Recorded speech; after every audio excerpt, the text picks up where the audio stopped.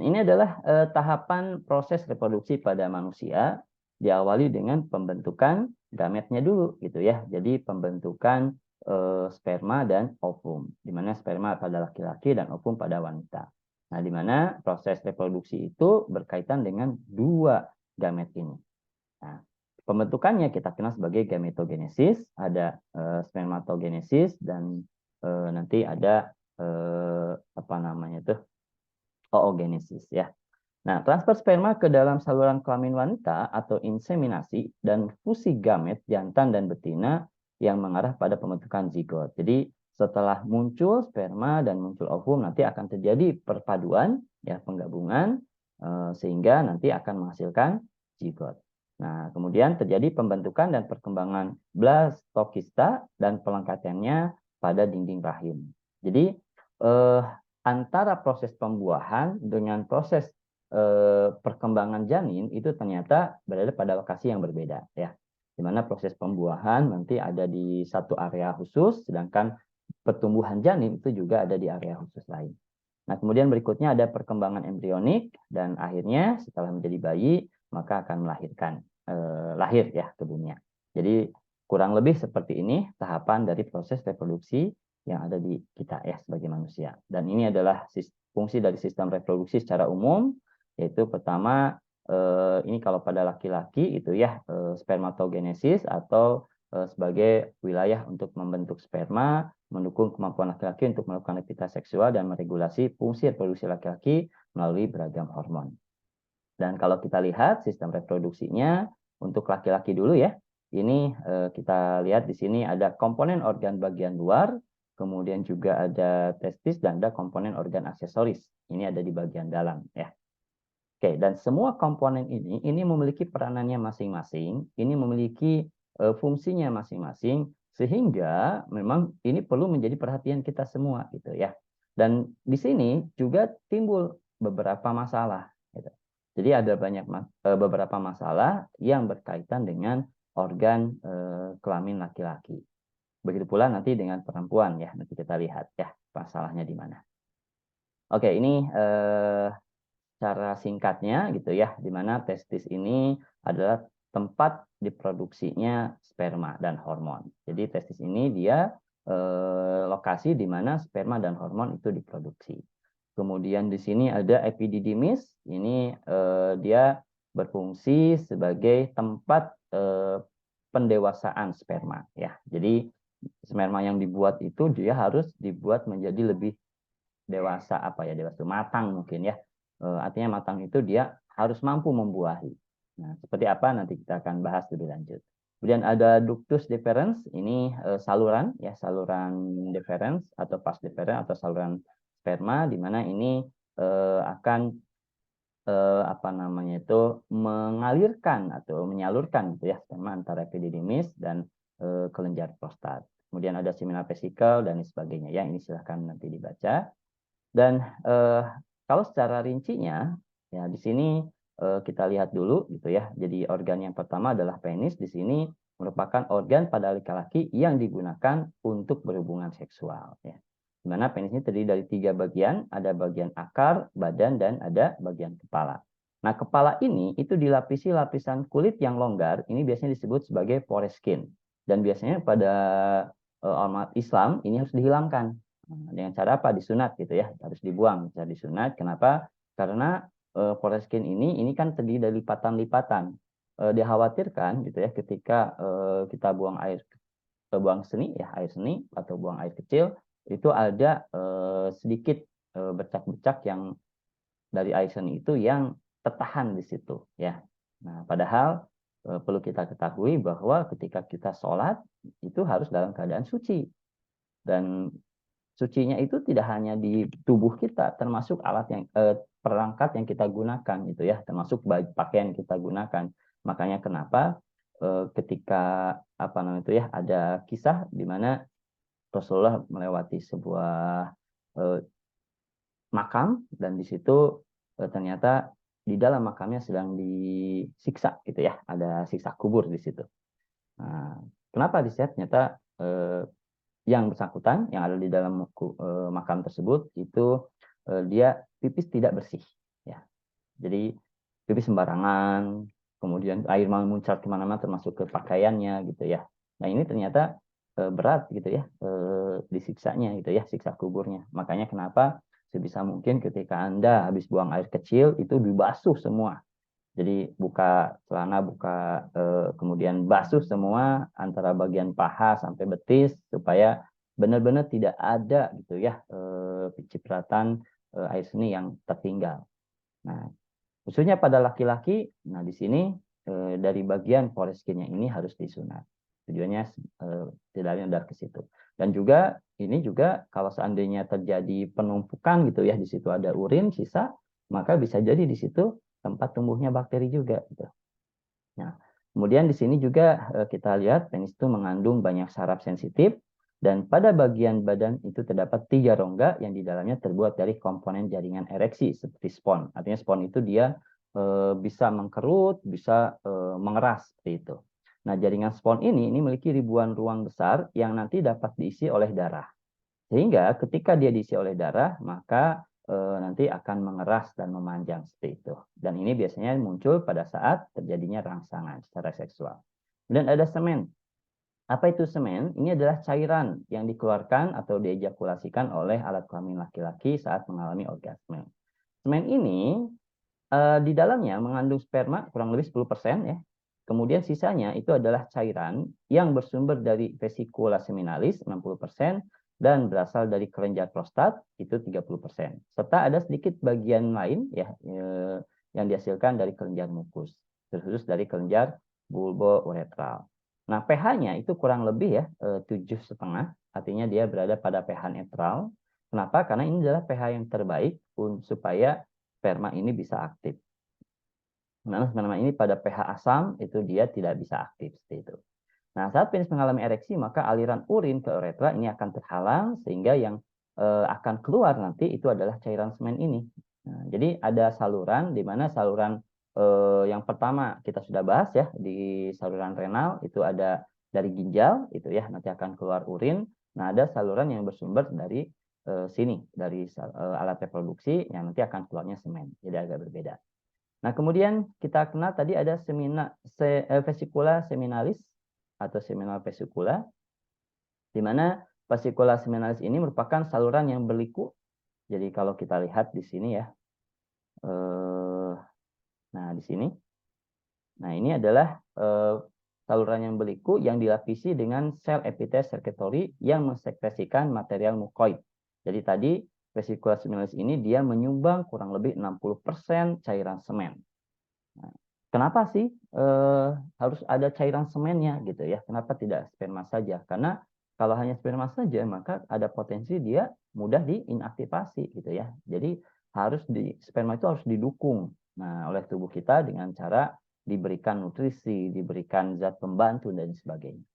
Nah, setiap bagian vesicula seminalis ini terdiri dari tabung lokulasi di mana dia akan menghasilkan mukus atau cairan ya yang di dalamnya itu ada fruktosa, ada asam sitrat, dan ada nutrisi lain, serta sejumlah besar prostaglandin dan fibrinogen.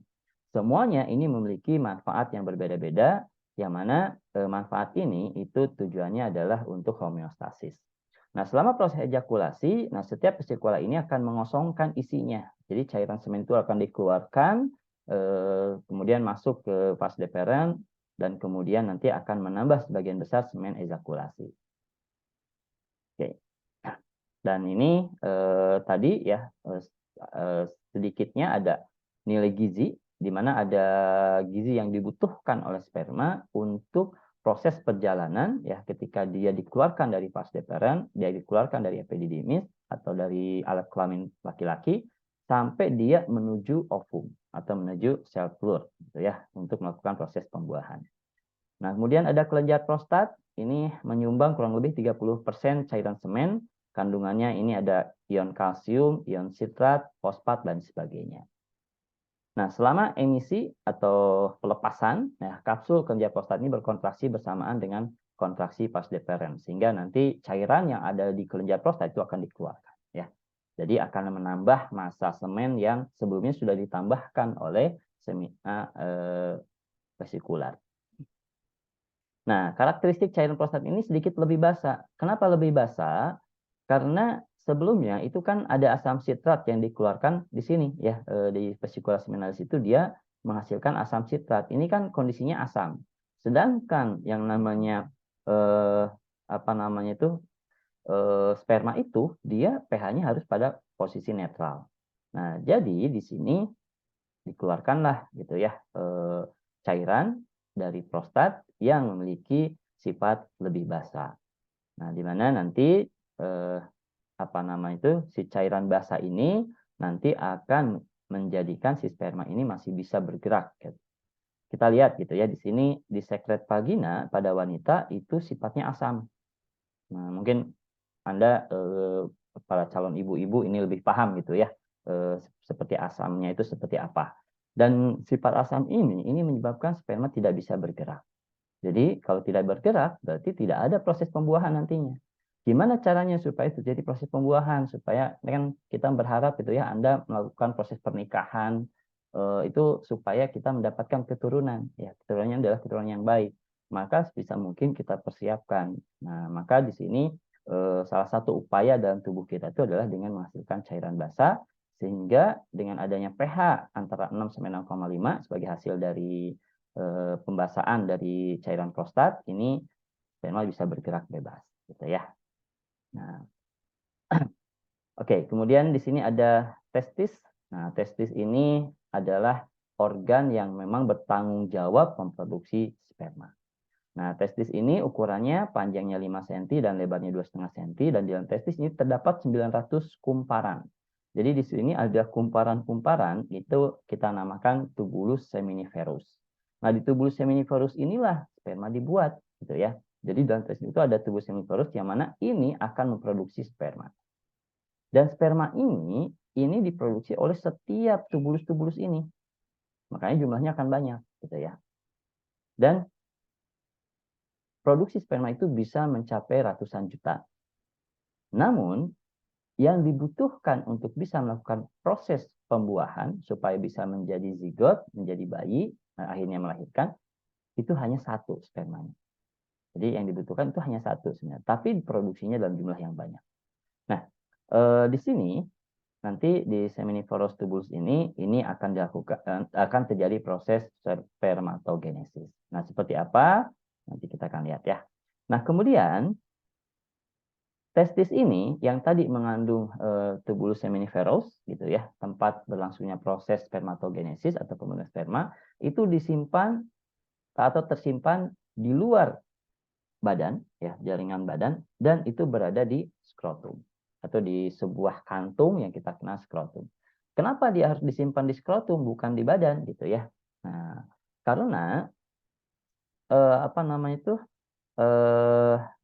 tubulus seminiferous ini itu dia akan rusak gitu ya ketika dia terpanaskan oleh suhu tubuh kita. Jadi tubulus seminiferous ini dia bisa rusak kalau dia terpanasi oleh suhu tubuh kita. Kita tahu ya suhu tubuh kita itu antara 36 sampai 37 derajat ya, 36,5. Nah, kondisi ideal seminiferous ini adalah 2 sampai 2,5 derajat di bawah suhu tubuh. Jadi harus seperti itu. Jadi nggak boleh itu suhunya sama dengan suhu tubuh, harus di bawah. Makanya fungsi skrotum ini adalah melindungi supaya si tubulus seminiferous ini gitu ya, ini dia bisa dalam kondisi yang stabil, dalam kondisi yang baik sehingga dia mampu menghasilkan sperma yang sehat. Jadi, kalau kita perhatikan di sini, hati-hati gitu ya bagi Anda, laki-laki yang terbiasa mungkin menggunakan pakaian celana-celana yang ketat misalkan ya, yang menghasilkan panas yang tinggi misalkan ya. Nah, kenapa? Karena ini akan mengganggu kesehatan dari tubulus seminiferus. Nah, kalau ini terganggu, maka tidak ada sperma yang akan dihasilkan. Nah, sehingga menjadikan seorang apa namanya itu rawan menderita mandul ya gitu. Nah, saya yakinlah nggak ada yang mau mandul ya di sini ya. Jadi dari sini kita sudah tahu ternyata fungsi skrotum ini adalah untuk menjaga supaya suhu testis ini tetap berada 2 sampai 2,5 derajat di bawah suhu tubuh.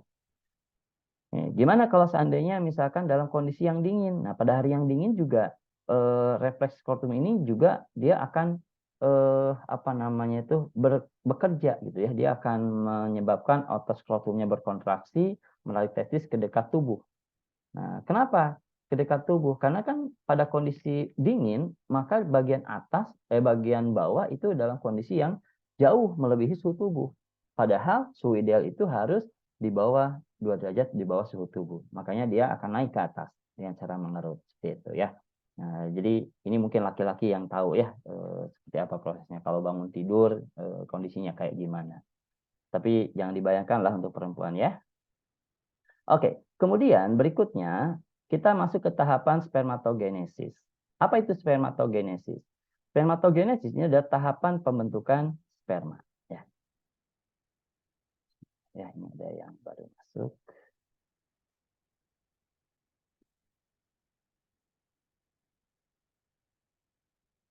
Jadi spermatogenesis itu adalah tahapan pembentukan sperma.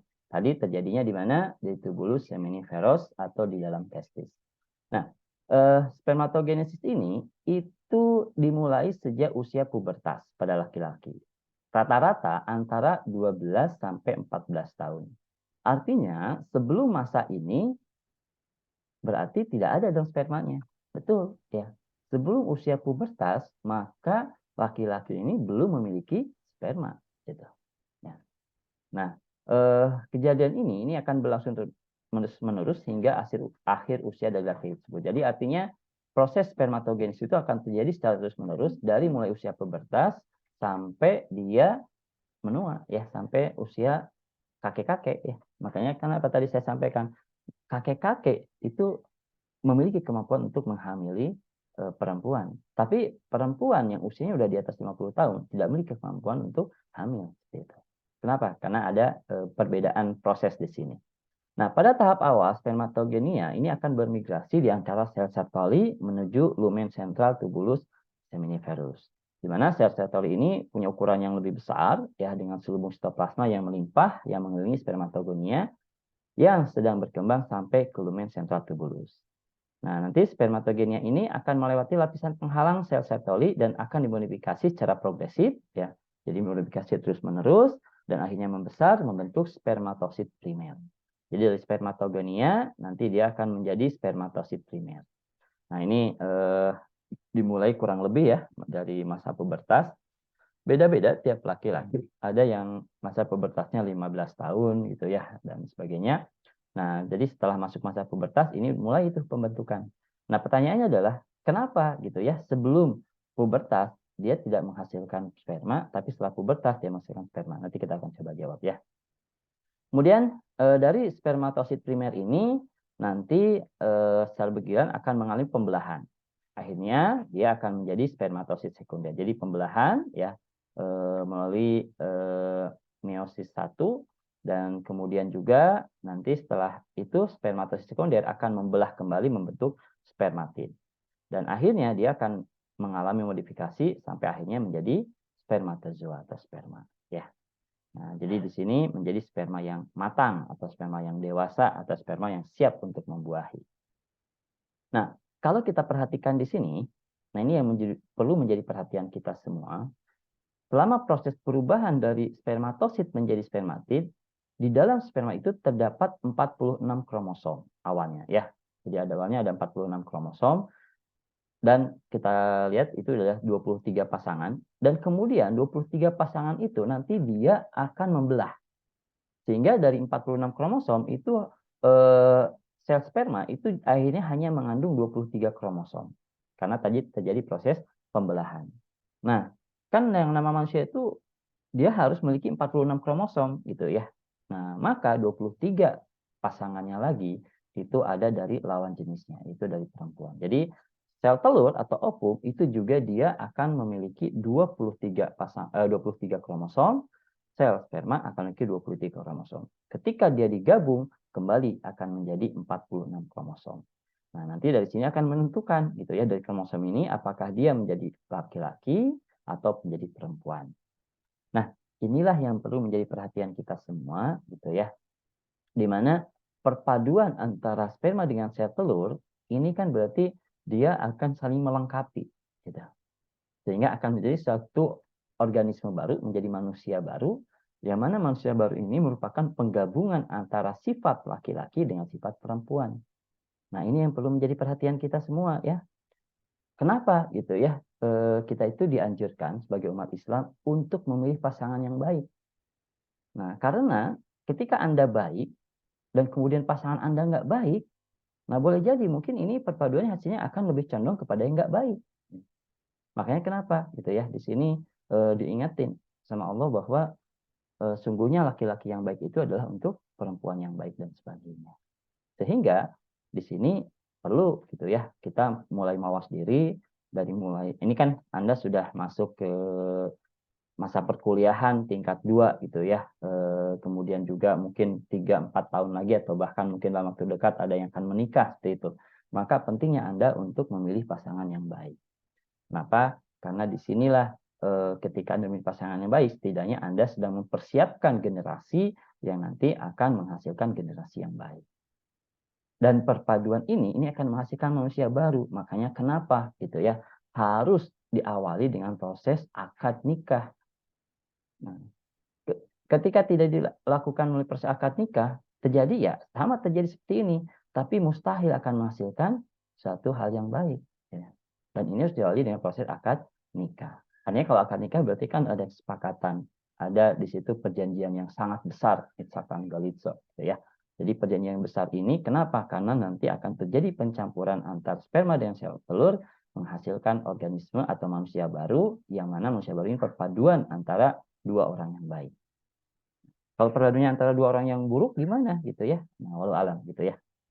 Namun sebisa mungkin memang kita perlu memperhatikan ini bahwa Anda laki-laki akan menghasilkan sperma, perempuan menghasilkan ovum dan juga sperma ini itu kromosomnya itu tunggal, itu ada 23 kromosom dan nanti akan berpasangan dengan kromosom dari pasangan Anda. Nah, nanti membentuk satu manusia yang baru. Oke, ini adalah tahapan lain. Jadi setelah spermanya terbentuk di tubuh seminiferus, maka dia butuh gitu ya beberapa hari untuk melewati epididymis. Ini adalah satu saluran yang panjangnya kurang lebih 6 meter ya. Jadi dari sini dari tubuh seminiferus dia harus melewati epididymis. Jadi epididymis itu saluran yang panjang kurang lebih 6 meter ya. Padahal kita lihat gitu ya, testis itu mungkin ukurannya cuma 5 cm, tapi ternyata di dalamnya mengandung saluran-saluran yang begitu rigid.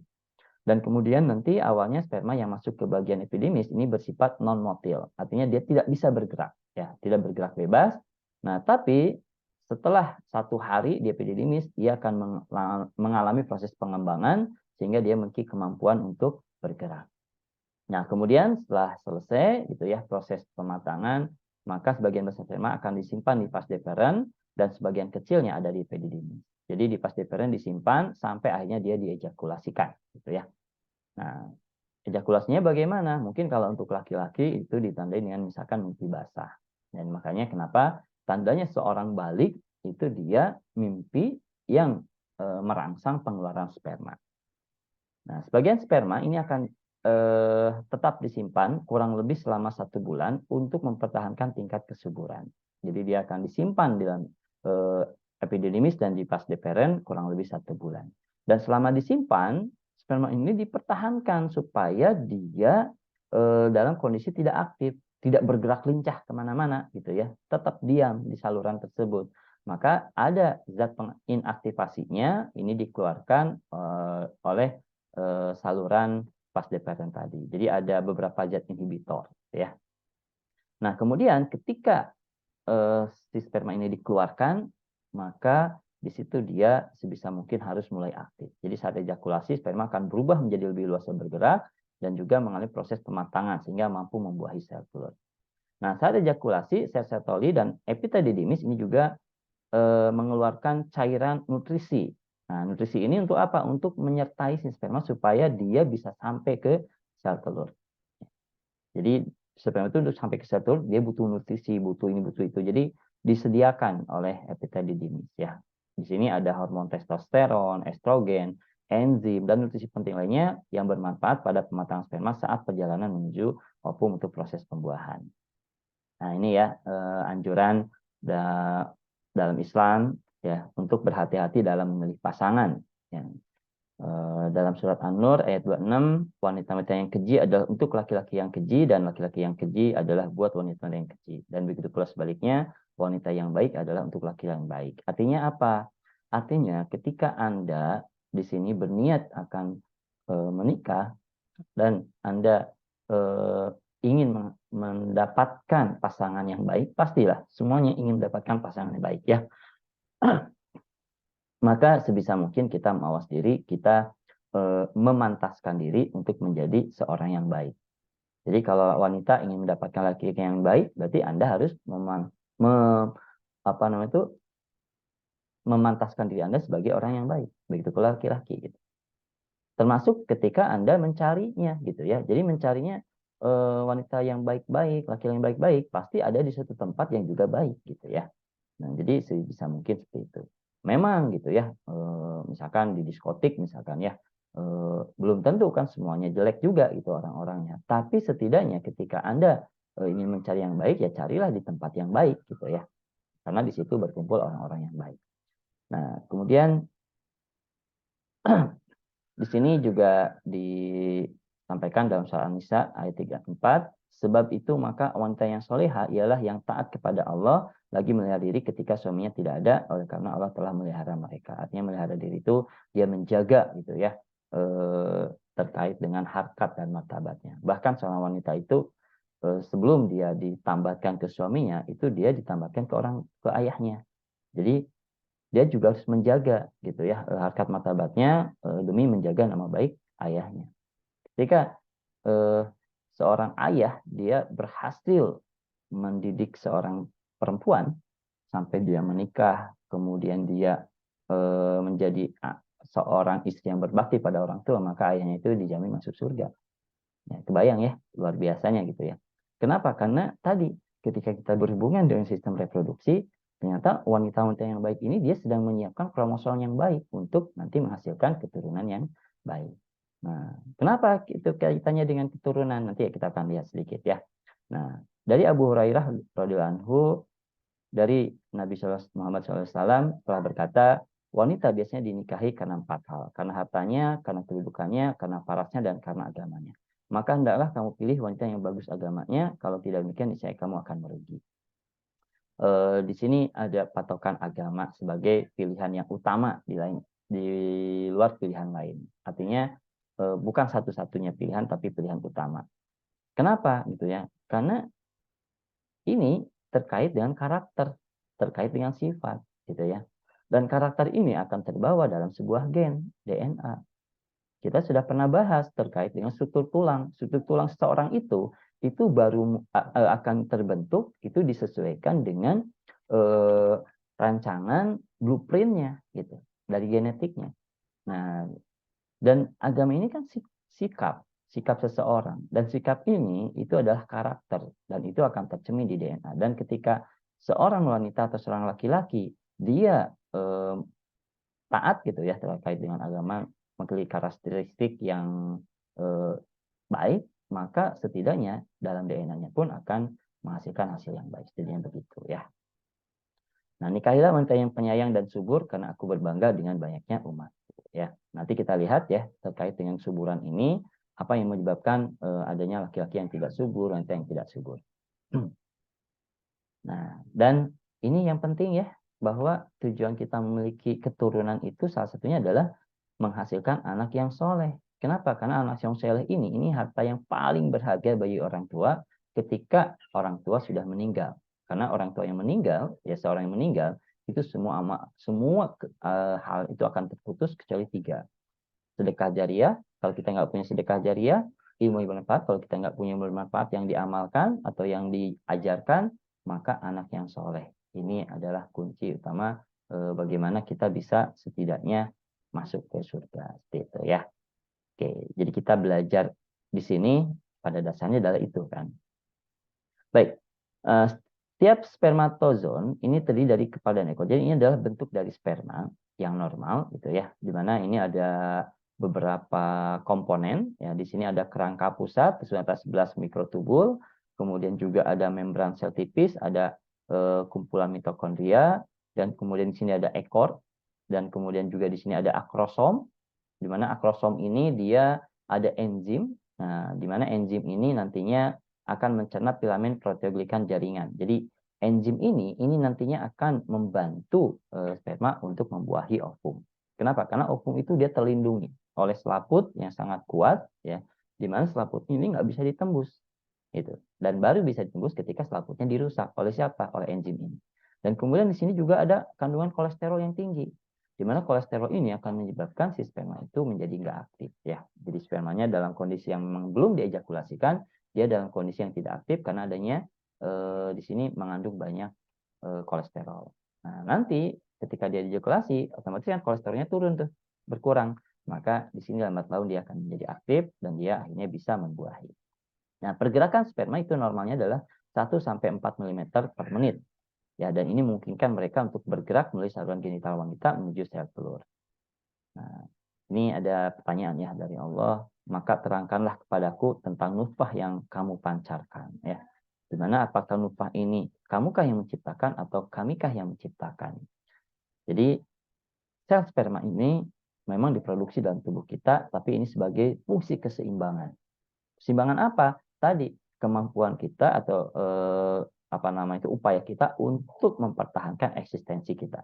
Bagaimana kita mempertahankan eksistensi? Dengan menghasilkan keturunan, gitu. Dan ini siapa menciptakan? Saya yakin tidak ada di antara kita yang mengakui bahwa kita menciptakan. Tapi ternyata ada sistem yang Allah terapkan di dalam tubuh kita yang menciptakan sperma tersebut, gitu ya. Kemudian di sini adalah hormon-hormon yang terlibat pada proses spermatogenesis. Ada testosteron, ada luteinizing hormon, ya, kemudian ada follicle stimulating hormone atau FSH, ada estrogen, ada growth hormone. Nah, hormon-hormon ini yang memiliki peranan penting pada kepribadian seorang laki-laki, gitu ya. Nah, ini juga yang nanti akan menentukan apakah laki-laki ini subur atau tidak. Kita coba lihat. Ada hormon gonadotropin atau GnRH, di mana sebagian besar kontrol fungsi seksual pada pria dan wanita itu dikontrol oleh hormon ini, GnRH. Di mana ini adanya di hipotalamus. Nah, di mana di sini ya, bagian sini dia akan mengeluarkan GnRH. Di mana kalau pada laki-laki gitu ya dan perempuan, GnRH ini dia akan menginisiasi atau menstimulasi, ya, pengeluaran dua jenis hormon, yaitu hormon gonadotropik itu dari portal atau kerja hipofisis, yakni ada LH atau hormon luteinizing atau luteinizing hormon, dan ada hormon perangsang follicle atau follicle stimulating hormone. Jadi dua hormon ini yang nanti akan dikeluarkan gitu ya setelah gonadotropik ini diinisiasi dengan adanya hormon gonadotropin. Nah, hormon gonadotropin ini dikeluarkan dari hipotalamus. Nah, LH dan FSH ini nantinya akan mempengaruhi sel Leydig, ya, yaitu adanya di testis untuk menghasilkan testosteron. Apa itu testosteron gitu ya? Ini saya bahas sedikit dulu, di mana testosteron ini adalah hormon yang menghasilkan sifat adrenergik atau efek adrenergik. Artinya seorang laki-laki dia akan menjadi seorang yang kelihatan jantan, ya, kelaki-lakiannya tumbuh dari suaranya, dari parasnya dan lain sebagainya, itu pengaruhnya adalah dari testosteron. Dan testosteron ini baru dikeluarkan setelah ada pengaruh dari LH dan FSH. LH dan FSH ini juga baru bisa dikeluarkan setelah ada stimulasi dari gonadotropik hormon atau hormon gonadotropik. Jadi ada keterkaitan ya. Dan ini adanya di hipotalamus. Artinya apa? Nah, berarti di sini sistem saraf kita itu memberikan peranan penting. Dan ini akan mudah terganggu ketika apa? Ketika kondisi kita dalam kondisi yang tidak seimbang. Misalkan stres dan sebagainya. Maka akan mengganggu ke sini. Gitu ya. Oke. Nah, LH ini sebagai stimulus utama untuk sekresi testosteron oleh testis, dan FSH ini merangsang spermatogenesis. Jadi keduanya ini akan saling bekerja sama, di mana GnRH ini disekresikan itu sedikit demi sedikit, jadi langsung. Dan itu dalam setiap antara 1 sampai 3 jam, itu setiap berapa menit itu akan dikeluarkan. Tret keluar, tahan. Tret keluar lagi, tahan. Gitu, seperti itu ya. Nah, sebaliknya, di mana sekresi FSH ini akan menjadi lebih lambat sebagai respon terhadap perubahan GnRH jangka panjang.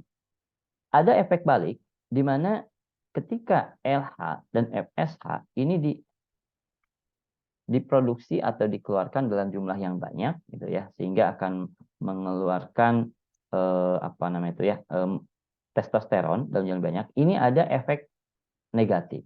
Apa efek negatifnya? Nanti dia akan mengeluarkan inhibin, yang mana inhibin ini dia akan menginhibisi di kelenjar hipotalamus, ya, di hipotalamus untuk pengeluaran GnRH. Jadi sebenarnya efek negatif ini bukan negatif buruk gitu ya, tapi negatif ini adalah sebagai sistem kontrol, di mana di sini testosteron itu jangan dikeluarkan dalam jumlah berlebihan juga gitu ya. Kenapa? Nanti akan kita lihat ada beberapa efek yang memang dihasilkan dari testosteron, di mana adanya inhibin nanti akan mengontrol berapa banyak testosteron yang harus terdapat di dalam darah kita gitu ya, dan juga berapa banyak LH dan FSH yang harus terdapat di dalam tubuh kita. Nah, caranya dengan dia mengeluarkan inhibin, yang mana inhibin akan menghambat sekresi GnRH. Kalau sekresi GnRH terhambat, maka FSH, LH juga akan terhambat, testosteron akan menurun. Ya, ini ada yang masuk dulu.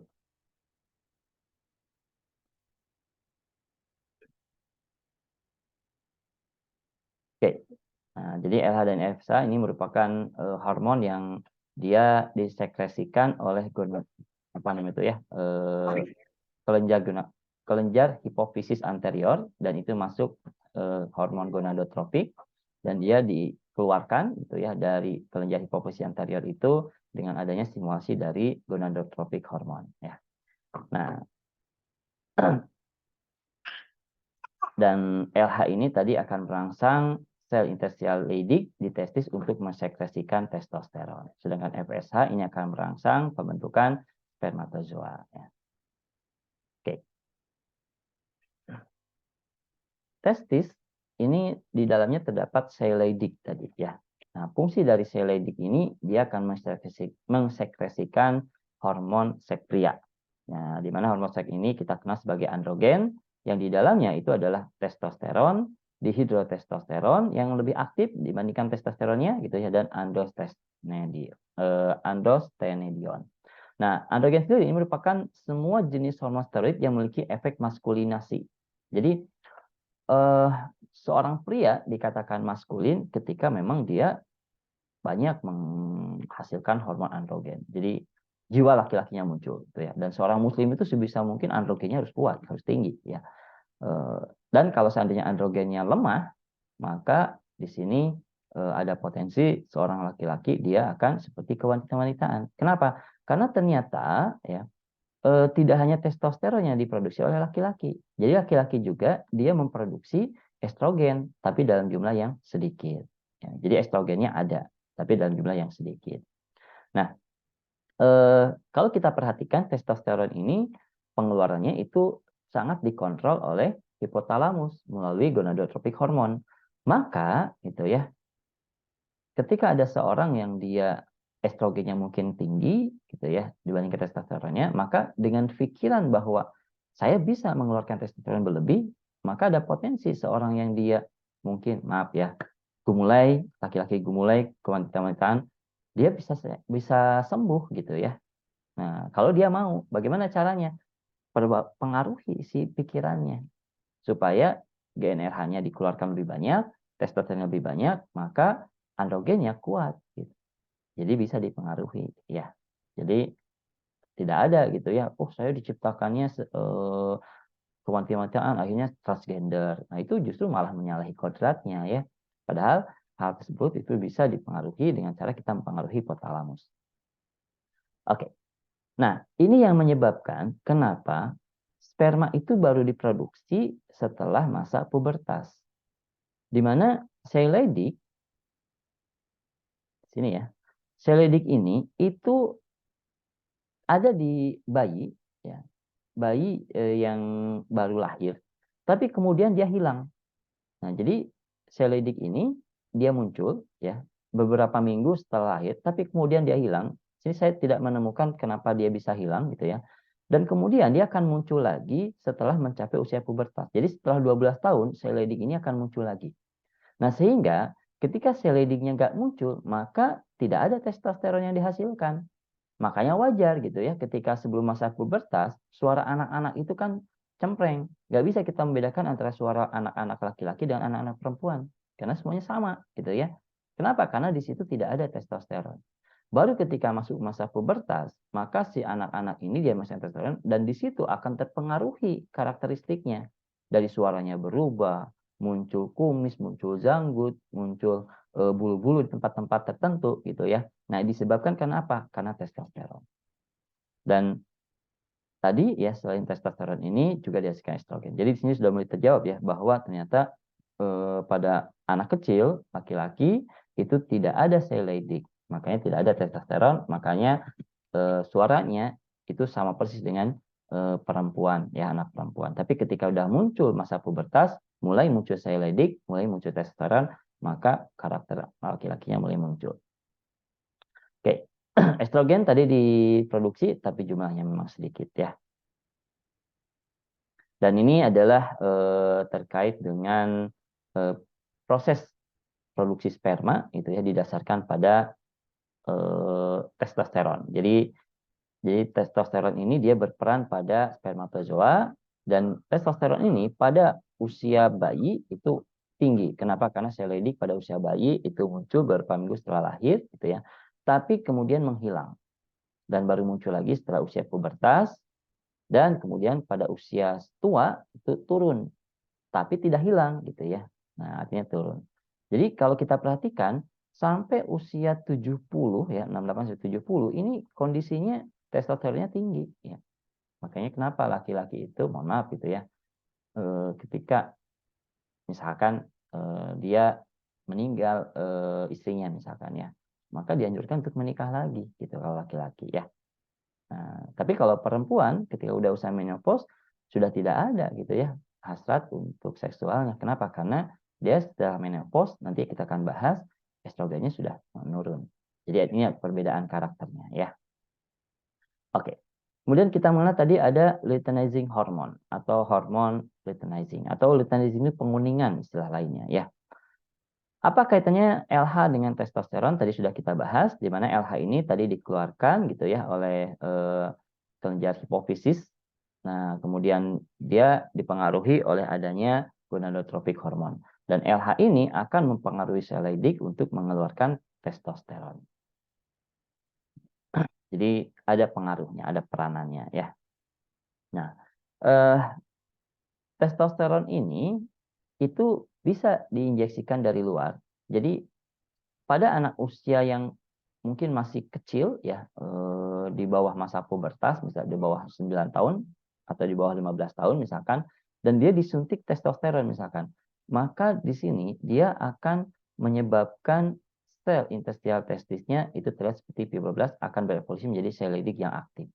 Jadi harusnya belum masa pubertas, tapi dia akan sel Leydignya akan muncul ketika dipaksa testosteronnya muncul. Ya.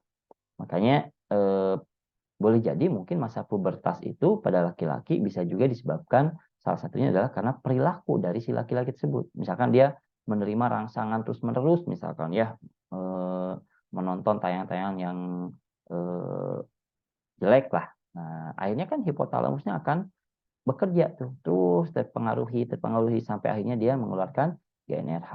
Nah, ketika GnRH dikeluarkan dan di sini dipaksa nih sel Leydiknya untuk keluar, ya untuk di apa namanya itu dia muncul, ya padahal belum waktunya. Nah, sehingga hati-hati gitu ya, ketika kita tidak bisa menjaga si otak ini, dampaknya bisa salah satunya adalah ke testosteron. Dan ada FSH. FSH ini tadi berperan pada saat proses spermatogenesis atau pembentukan sperma. di mana FSH ini akan berikatan dengan reseptornya itu yang melekat pada sel Sertoli. Jadi di sel Sertoli itu ada reseptor khusus untuk FSH, di mana ikatan ini akan menyebabkan sel Sertolinya tumbuh dan mengeluarkan berbagai zat spermatogenik atau zat yang diperlukan pada proses pembentukan sperma. Ya.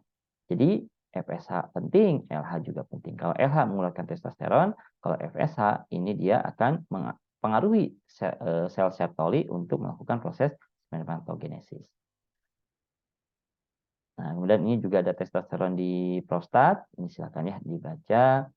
Dan ini secara umum apa testosteron dia bisa meningkatkan pertumbuhan rambut pada beberapa bagian tertentu seperti wajah, dada, gitu ya.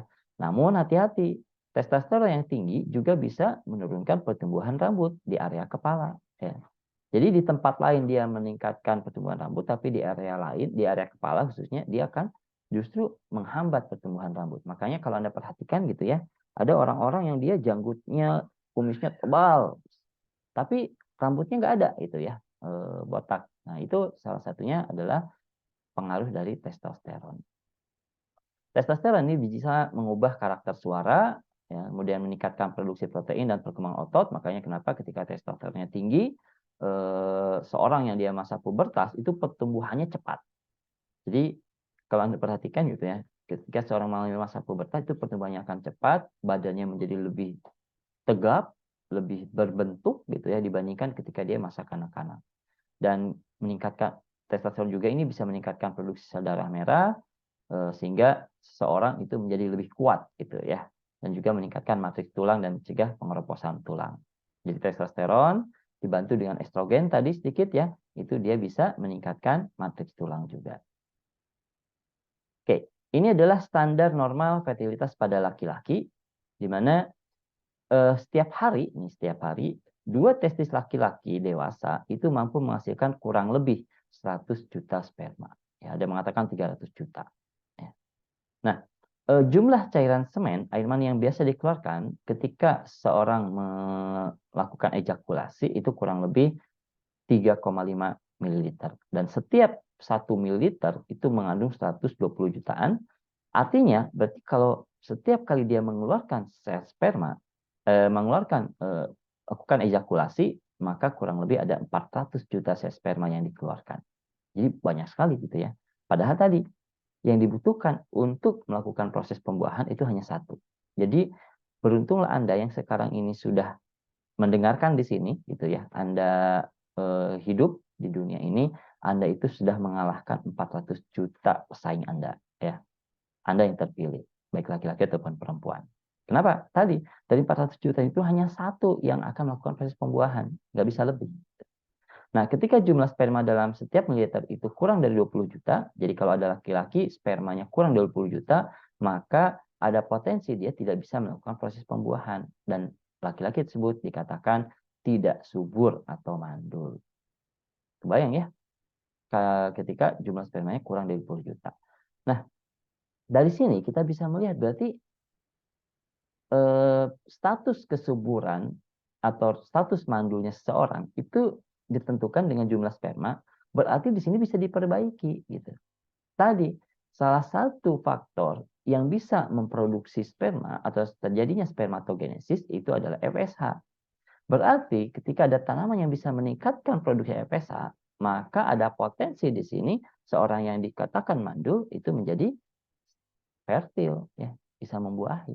Berarti tidak ada yang tidak mungkin gitu ya ketika ada seorang yang dinyatakan oh ini laki-lakinya mandul tidak bisa menghasilkan anak tiba-tiba dia punya anak gitu. Jadi jangan curiga bahwa wah ini kemungkinan perempuannya selingkuh dengan yang lain, tidak, belum tentu gitu ya, boleh jadi di sini karena yang namanya FSH itu dipengaruhi oleh hipotalamus, dipengaruhi oleh pengeluaran gonadotropin, sehingga ada potensi orang yang sebelumnya diponis mandul ternyata dia bisa memiliki anak. Jadi ada potensi seperti itu ya. Nah, di sini jadi kita pentingnya mempelajari terkait dengan hal ini bahwa bagi Allah itu tidak ada yang tidak mungkin ya. Kan status mandul dan tidak subur itu kan status yang dibuat oleh manusia, bukan oleh Sang Pencipta ya, bukan oleh Allah. Jadi meskipun mungkin kita itu spermanya cuma kurang dari 20 juta bahkan gitu ya. Tapi kalau bagi Allah jadilah ya jadi gitu ya. Kenapa? Tadi sebanyak apapun spermanya tetap yang dibutuhkan cuma satu yang digunakan untuk membuahi. Oke.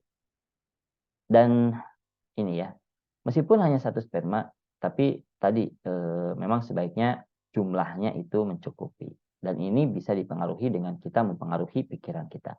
Nah, meskipun sperma dapat hidup selama berminggu-minggu ketika dalam testis, tapi ketika dia sudah keluar gitu ya dan masuk ke saluran kelamin perempuan, maka hanya bisa bertahan 1 sampai 2 hari pada temperatur yang normal. Ya, dan kemudian pada temperatur yang lebih rendah ini bisa disimpan. Makanya ada istilah bank sperma. Cuman walau alam ya itu saya sih nggak sepakat gitu dengan bank sperma. Kenapa? Karena tadi ya sperma dengan ovum itu kan penggabungan antara 2 kromosom menjadi sepasang. Dan penggabungan ini nanti dampaknya apa? Sangat besar sekali gitu ya, dampak dalam kehidupan itu akan menentukan nasab gitu ya. Kunyahnya itu nasabnya. Nah, kunyahnya jadi ketika ada bank sperma dan misalkan ada seorang perempuan diinseminasi, spermanya entah dari mana, ini kan nanti nasabnya ke siapa? Nah, kalau anaknya yang datang laki-laki, mungkin dia masih bisa menikah, tapi kalau anaknya perempuan kan dia walinya membingungkan ya, gitu. Jadi luas sekali pembahasannya, tapi mungkin kita batasi ya, tidak masuk ke ranah situ dulu. Kita lihat dari sisi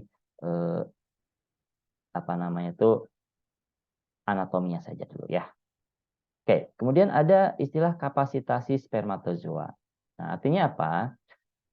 Jadi spermatozoa atau sperma gitu ya, ketika dia diproduksi dan dia disimpan di epididymis dan vas deferens itu dalam kondisi yang tidak aktif.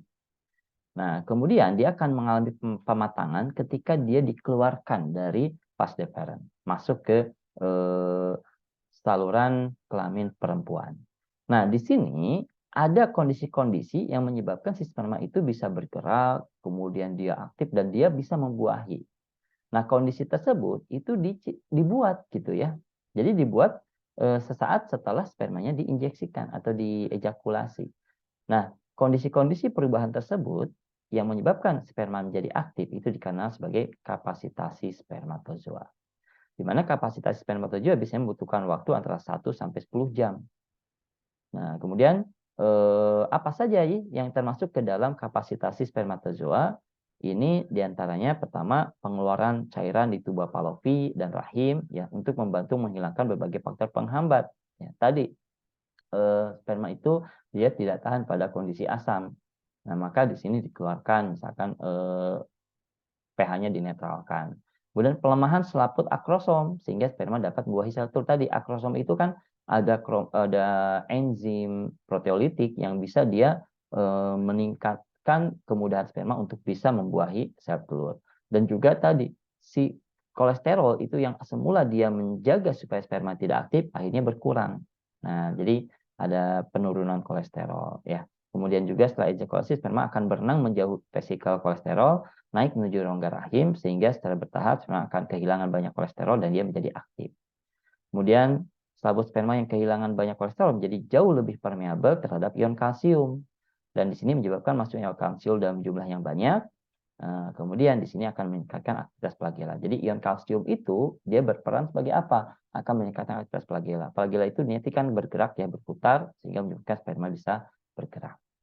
Nah, jadi banyak sekali gitu ya kondisi-kondisi yang nanti akan mengubah lingkungan yang menyebabkan sperma itu bisa menuju sel telur untuk membuahi.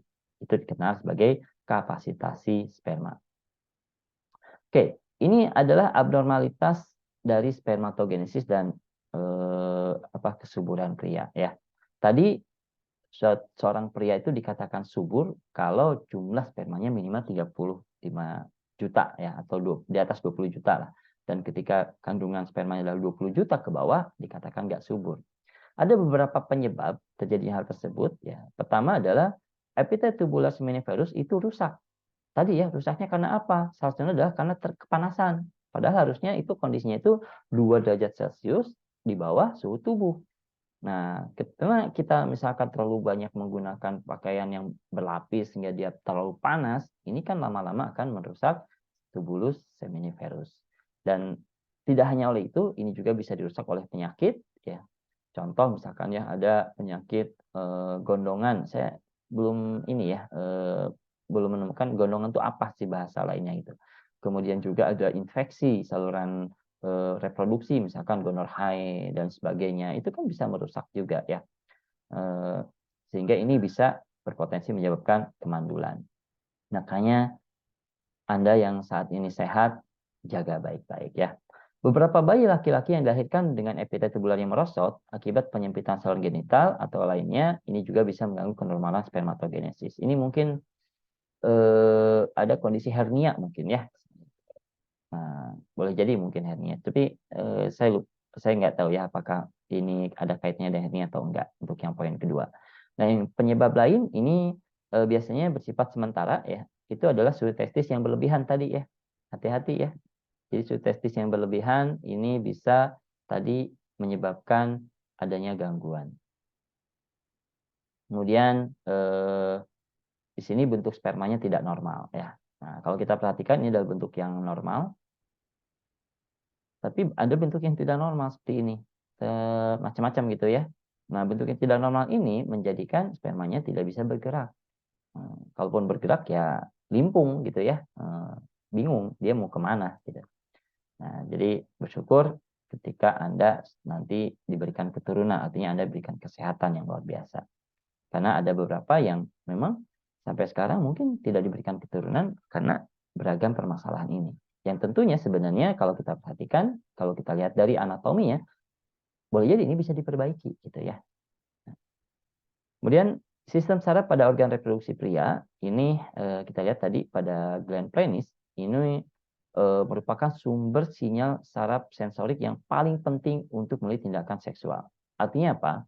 Ada saraf-saraf yang berada di penis itu yang menjadikan si penis ini dia bisa mengeras, memanjang dan kemudian akhirnya bisa melakukan proses koitus gitu ya atau pembuahan atau proses apa namanya itu reproduksi. Nah, proses tersebut itu salah satunya dipengaruhi oleh adanya suatu sensasi, adanya stimulus di mana kita kenal sebagai sensasi seksual. Nah, sensasi seksual ini biasanya nanti akan menjadikan si organ seksual itu dia terisi gitu ya oleh sekret dan juga oleh darah. Nah, infeksi ringan biasanya juga ini bisa meningkatkan sensasi seksual. Nah, infeksi ringan ini terkadang bisa menyebabkan hasrat seksual akan muncul terus-menerus. Dan obat-obat afrodisiak, ini ada obat-obat yang herbal maupun yang kimia, itu salah satu mekanismenya adalah menyebabkan terjadinya inflamasi. Nah, inflamasi ini nanti akan menciptakan hasrat seksual terus-menerus. Nah, rangsangan psikis yang tepat juga dapat meningkatkan di sini gitu ya kemampuan seorang untuk melakukan tindakan seksual. Jadi dari sekedar memikirkan dan sebagainya, bahkan bermimpi ini juga bisa memicu seseorang pria muncul tindak hasrat seksualnya sehingga berpuncak pada ejakulasi ya. Sebentar, ini ada yang masuk dulu. Oke. Nah, emisi nokturnal selama mimpi biasanya ini terjadi pada saat malam hari gitu ya. Jadi wajar sebenarnya seorang laki-laki dia mimpi apalagi pada masa pubertas gitu ya. Nah, jadi ini juga ujungnya dia akan mengalami ejakulasi. Dan kita kenal ketika ada seorang yang sudah masuk masa pubertas itu sudah dikatakan sebagai masa balik. Dan pada masa balik ini, hati-hati ya, dosa Anda sudah mulai dihitung gitu ya. Mungkin kalau sebelumnya tidak dihitung, tapi sekarang sudah mulai dihitung. Kenapa? Karena di masa balik ini adalah masa kedewasaan seseorang. Jadi seorang itu dianggap dewasa, artinya dia harus mulai mawas diri nih. Dari mulai apa namanya itu berhubungan dengan seorang, artinya berhubungan itu dia berkomunikasi dengan seorang, dengan lawan jenis dan sebagainya. Kenapa? Karena ketika dia berkomunikasi dengan lawan jenis, maka akan menghasilkan tadi rangsangan seksual. Dan kalau seandainya ini tidak dimanage dengan benar, ya mungkin Anda bisa melihat gitu ya, banyak sekali kejadian-kejadian yang disebabkan karena rangsangan seksual tadi ya. Oke, kemudian laki-laki ini alat kelaminnya harus mengalami ereksi supaya bisa berhubungan. Kalau tidak mengalami ereksi, maka tidak bisa terjadi hubungan. Nah, bagaimana ereksi itu terjadi? Anda bisa baca di sini gitu ya, di mana ereksi ini merupakan pengaruh dari impuls saraf parasimpatis. Di mana nanti saraf parasimpatis ini akan melepaskan nitrat oksida atau NO, di mana NO ini akan mengaktifkan enzim guanilat siklase dan mengubah GTP ini menjadi siklik GMP. Nah, CGMP inilah ya yang nantinya akan menyebabkan kita ereksi. Dan ini tidak boleh ereksi terus-menerus, maka ada proses apa nama itu ya, penghambatannya.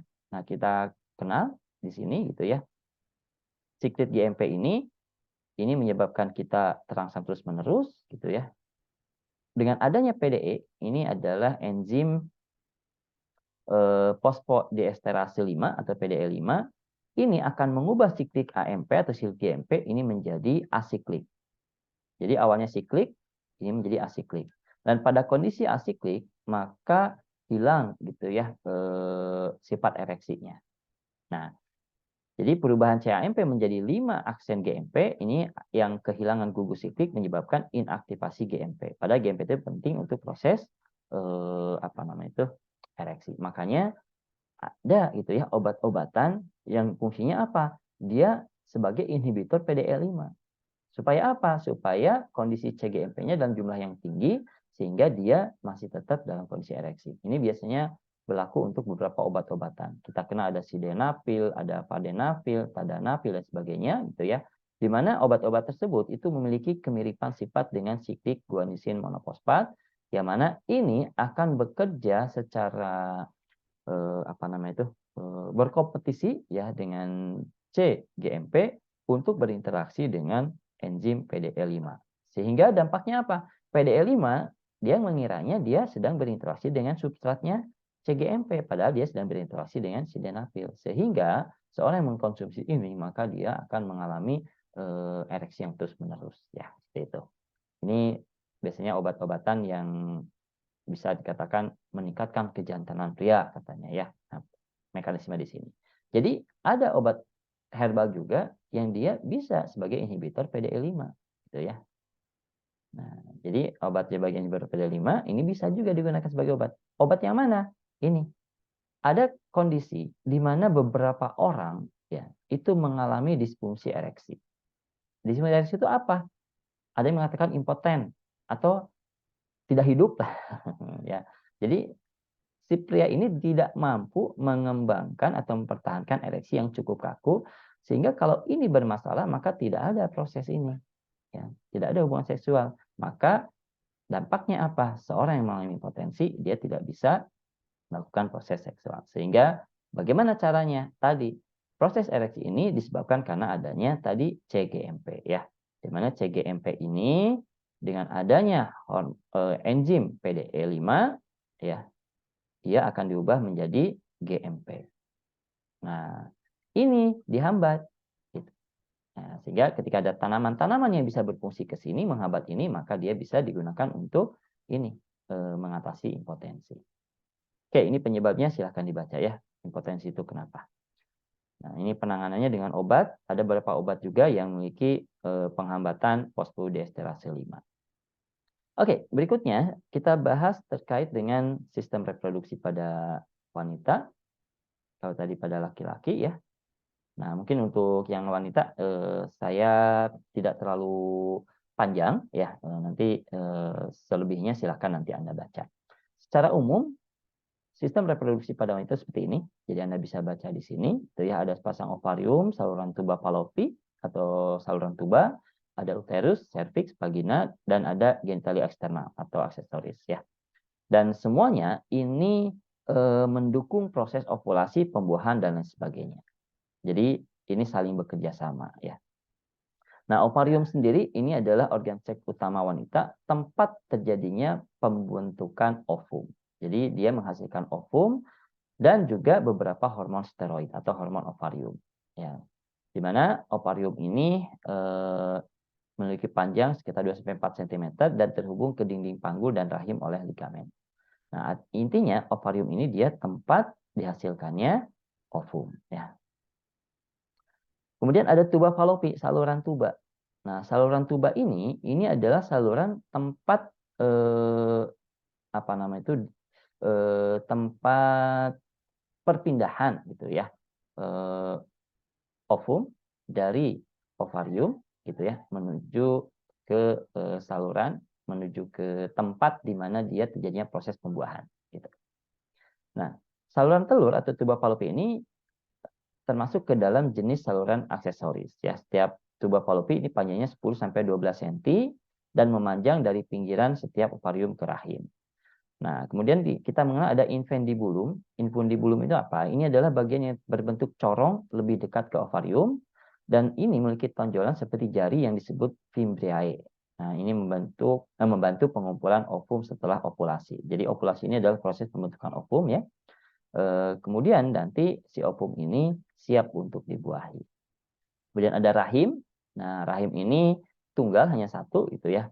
Di mana rahim ini dia bentuknya seperti buah pir terbalik dan di sini tempat melekatnya zigot ya. Jadi rahim ini tempat di mana zigot yang atau ovum yang sudah dibuahi oleh sperma itu dia melekat atau tumbuh. Rahim ini itu dindingnya ada 3 lapisan, ada perimetrium, myometrium, dan ada endometrium. Ini lapisan kelenjar yang paling dalam, dan endometrium ini kadangkala akan bukan lumer ya, bukan rusak juga. Jadi ada siklus gitu ya, yang mana endometrium itu dia akan luluh nanti keluar dari tubuh kita. Makanya kita kenal ada siklus menstruasi. Oke, ini adalah fungsi organ reproduksi untuk wanita dan apa itu ovum. Nah, ovum ini adalah sel telur ya, yang atau kita kenal dari proses gametogenesis. Di setiap siklus seksual bulanan, satu ovum itu akan dikeluarkan dari folikul ovarium. Jadi ovarium itu menghasilkan banyak ovum, tapi yang dikeluarkan itu hanya satu. Jadi ovum itu hanya yang dikeluarkan dari ovarium itu hanya satu, gitu ya. Di mana sel telur ini akan melewati saluran tuba masuk ke dalam rahim. Nah, jika telah dibuahi sperma, ovum ini akan tertanam di dalam rahim, di mana ia berkembang menjadi janin, muncul plasenta, dan ujungnya adalah menjadi bayi yang siap untuk dilahirkan. Oke, ini adalah proses oogenesis atau proses pembentukan ovum, ya, di mana proses oogenesis ini diawali dari oogonium, kemudian dia akan mengalami proses sampai akhirnya si ovum ini gitu ya, dia diselimuti oleh selaput atau lapisan sel gelendong yang mana nanti akan menghasilkan sel granulosa. Nah, nanti sel granulosa ini dia akan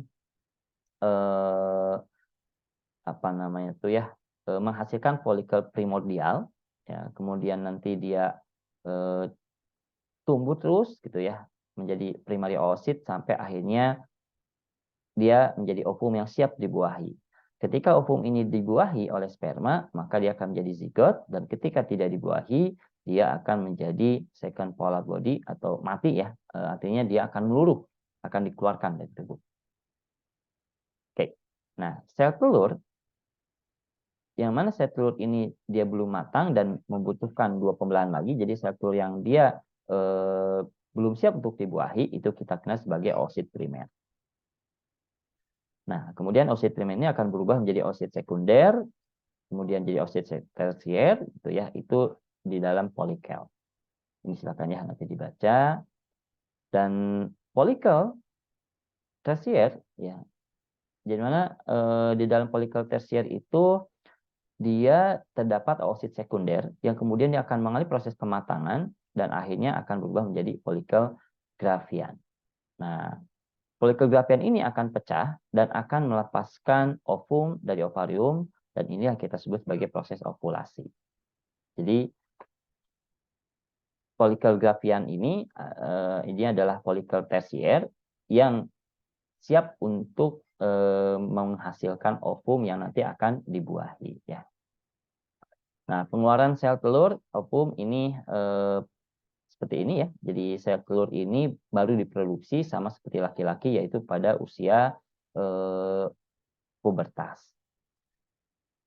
Ini perbandingan antara spermatogenesis dan juga oogenesis. Jadi Anda bisa lihat gitu ya, dari 46,8 kromosom, dia akan membelah menghasilkan 23 kromosom dan nanti akan berpasangan antara kromosom sperma dan kromosom ovum. Nah, terdapat 4 fase ya yang terjadi pada organ reproduksi wanita. Ya, pertama itu adalah fase menstruasi. Jadi fase menstruasi itu fase paling awal, di mana ini adalah suatu proses pendarahan secara periodik ya dan siklik dari uterus disertai pelepasan endometrium. Jadi endometrium itu adalah lapisan yang paling dalam tadi ya, tadi bisa meluruh gitu ya. Dan meluruhnya itu dalam bentuk seperti cairan darah dan kita kenal sebagai menstruasi atau haid. Nah, menstruasi ini terjadi akibat rusaknya lapisan endometrium. Jadi tadi endometrium itu rusak.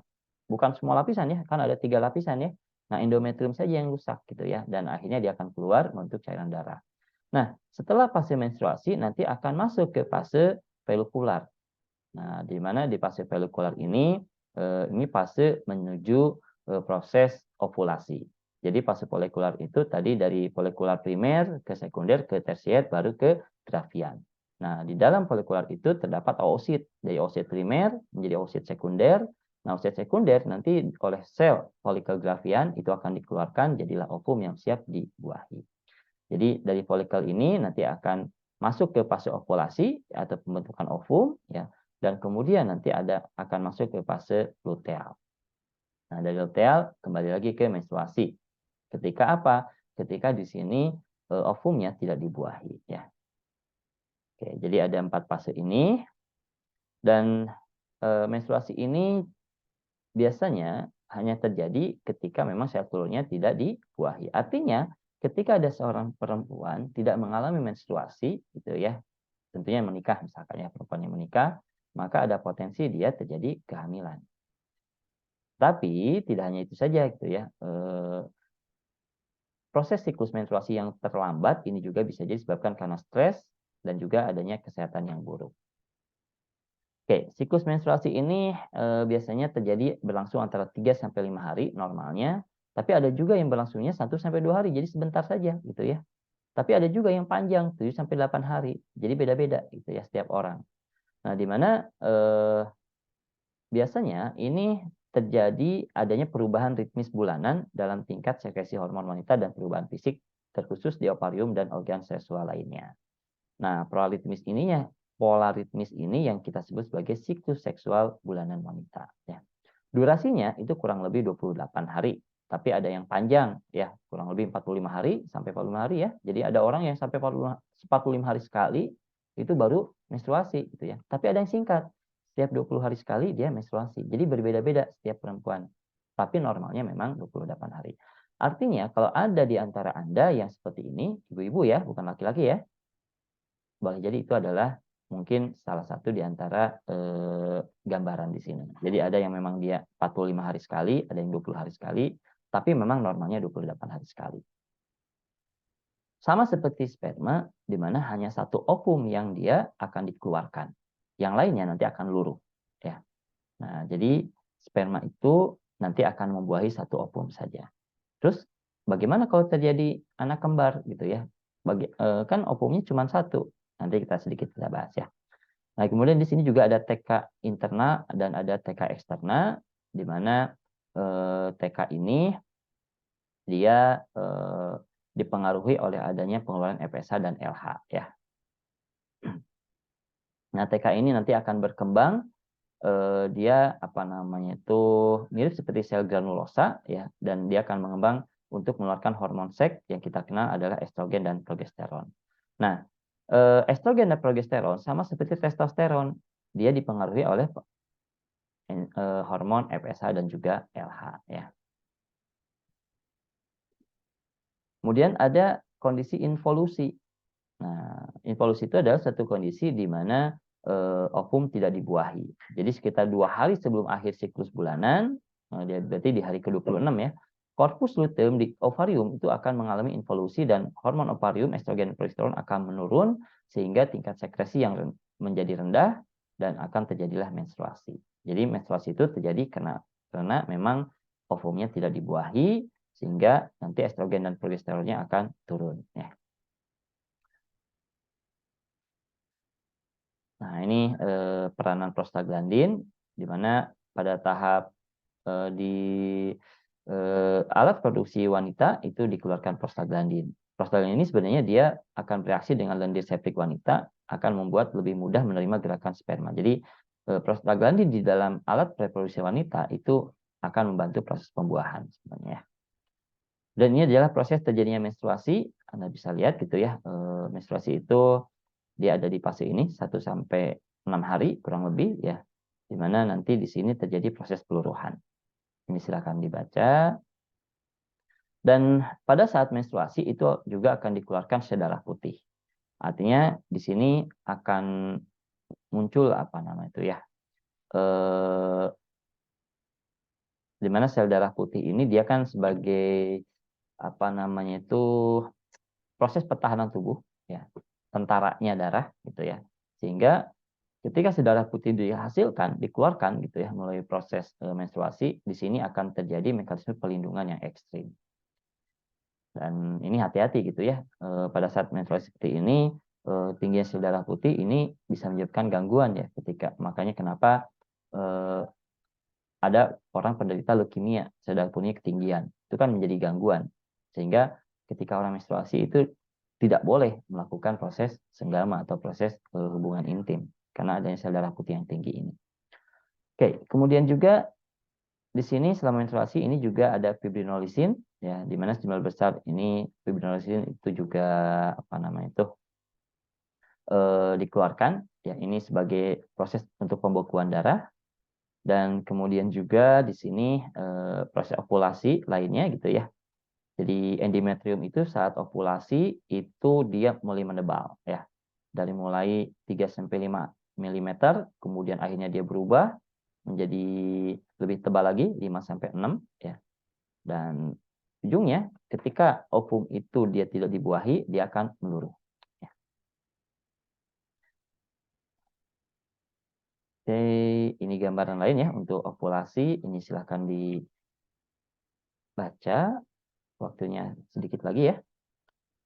Dan tanda ketika seorang wanita itu mengalami proses ovulasi dalam tingkat yang tinggi, itu adalah terjadinya kenaikan suhu tubuh. Jadi ketika ada wanita dia meningkat suhu tubuhnya gitu ya, apakah mulai demam ataupun bukan demam ya, tapi merasa suhunya naik gitu ya, maka ada potensi dia sedang mengalami ovulasi atau terjadinya pembentukan ovum. Maka boleh jadi mungkin pada saat itu kondisi wanita sedang dalam kondisi yang subur. Nah, ovum itu akan tetap hidup dan mampu dibuahi setelah dikeluarkan dari ovarium mungkin tidak lebih dari 24 jam. Dan ini yang menarik gitu ya. Jadi sperma itu beberapa sperma yang kuat itu akan tetap subur ketika dia diejakulasikan ke saluran reproduksi wanita. Sehingga boleh jadi mungkin proses senggamanya itu adalah 4 hari atau 5 hari sebelum proses ovulasi. Tapi ternyata sperma ini dia mampu membuahi sesaat setelah proses ovulasi terjadi. Padahal misalkan di situ dia tidak terjadi proses hubungan intim misalkan ya. Misalkan ketika wanita belum masa subur nih, dia melakukan hubungan intim, mohon maaf misalkan. Nah, ternyata sperma itu bisa bertahan sampai 5 hari. Sampai tiba masanya si wanita ini melakukan proses ovulasi, jadi proses ovulasi sehingga jadilah pembuahan. Nah, makanya kenapa ada kondisi ya, misalkan di mana seorang wanita itu dia misalkan setelah masa menstruasi nih selesai ya, kan belum subur tuh harusnya, tapi ketika dia bersenggama tiba-tiba jadi anak misalkan ya. Nah, boleh jadi mungkin karena proses ini yang terjadi. Oke, kemudian juga ada proses luteinisasi atau fase luteal. Nah, proses luteinisasi ini itu dipengaruhi oleh hormon LH ya, luteinizing hormone. Makanya kenapa dinamakan LH itu karena memang dia mengalami proses luteinizing atau menguning. Nah, biasanya proses ini itu pada beberapa perempuan itu dia dikatakan apa namanya itu ya, menyebabkan semacam keputihan lah ya, seperti keputihan gitu. Oke, seperti apa? Ini silahkan nanti Anda baca. Dan kemudian di sini juga ada corpus luteum ya. Ini corpus luteum juga ini memiliki peranan gitu ya pada saat proses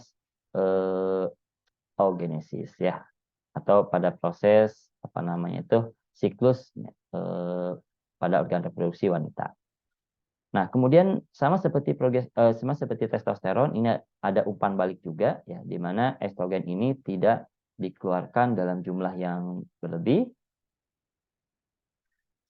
Gimana caranya? Nah, caranya adalah dia ketika produksi estrogennya tinggi gitu ya, maka dia akan mempengaruhi hipotalamus untuk menurunkan produksi GnRH.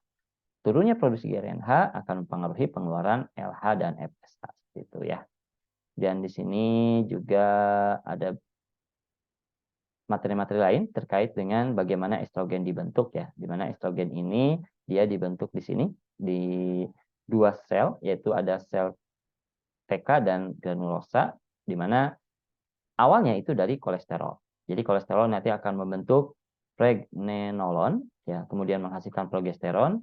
Progesteron nanti akan diubah menjadi androgen itu di sel TK, tapi di sel TK itu dia tidak ada enzim aromatase. Maka androgen ini akan dikembalikan ke granulosa. Di granulosa ini karena ada aromatase maka akan mengubah androgen menjadi estrogen. Kalau di laki-laki androgen ini akan diubah menjadi testosteron ya. Jadi ada perbedaan di sini. Nah, ini ada LDL, masih ingat ya di materi sebelumnya LDL itu dia akan menghantarkan kolesterol. Oke, ini progesteron ini juga memiliki dikeluarkan bersamaan dengan estrogen, namun memiliki fungsi yang berbeda. Silakan nanti dibaca di sini. Dan ini peranan FSH dan LH gitu ya pada proses pengeluaran progesteron dan estrogen. Dan masa pubertas dan menarse. Nah, menarse itu apa? Ini adalah masa menstruasi pertama yang dialami oleh seorang perempuan. Jadi perempuan mengalami menstruasi pertama itu dikatakan sebagai menarse. Dan perempuan yang mengalami menarse itu dikatakan dia puber, ya, masa puber. Nah, pubertas ini sama seperti pada laki-laki ya, dimana apa namanya itu pada masa kanak-kanak gitu ya, di perempuan itu dia tidak mengeluarkan GnRH. Ya. Nah, jadi pada masa anak-anak perempuan itu tidak mengeluarkan GnRH sehingga perempuan itu sebelum usia pubertas dia tidak akan menghasilkan estrogen. Kenapa? Karena GnRH-nya tidak dikeluarkan atau tidak dihasilkan. Ya, ini. Oke. Nah, kemudian kalau kita perhatikan di sini, setelah masa pubertas, ini pengeluaran estrogennya dalam jumlah yang cukup tinggi, sampai akhirnya jelang masa menopause. Nah, ketika menopause, turun lagi. Gitu ya. Oke, ini adalah masa menopause, di mana pada masa menopause ini terjadinya penurunan produksi estrogen, disebabkan karena apa? Ini terbakarnya ovarium, katanya ya. Terbakar itu mungkin ovariumnya itu terjadi degenerasi.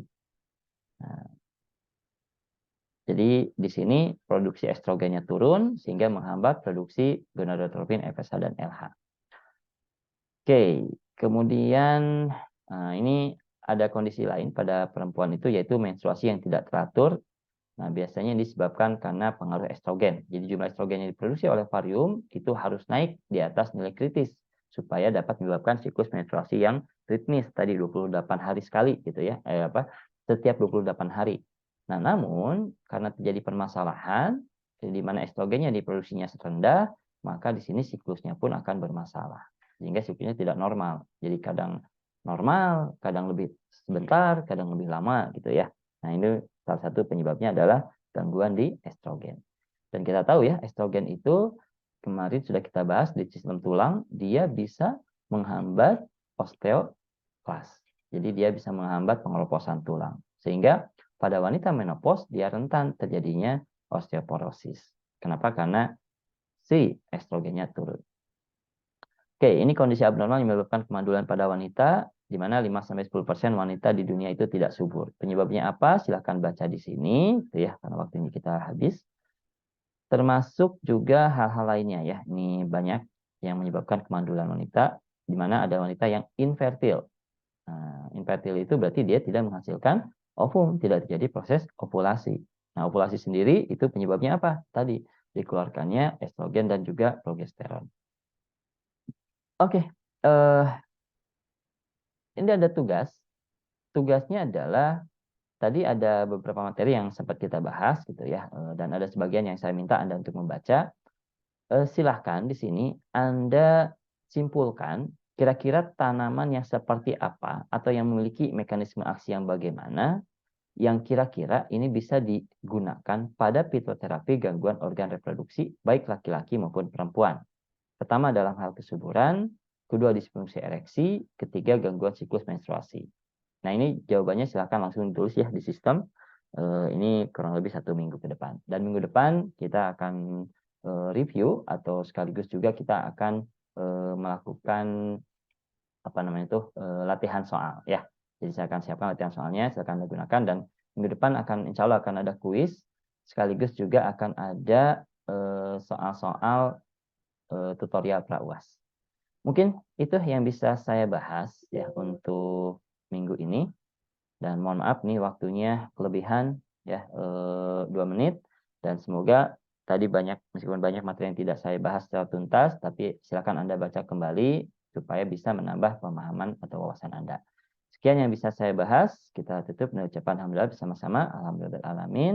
Subhanakallahumma asyhadu an la ilaha illa anta astaghfiruka wa atubu ilaik. Assalamualaikum warahmatullahi wabarakatuh. Waalaikumsalam warahmatullahi wabarakatuh. Terima kasih Bapak. Terima kasih Pak.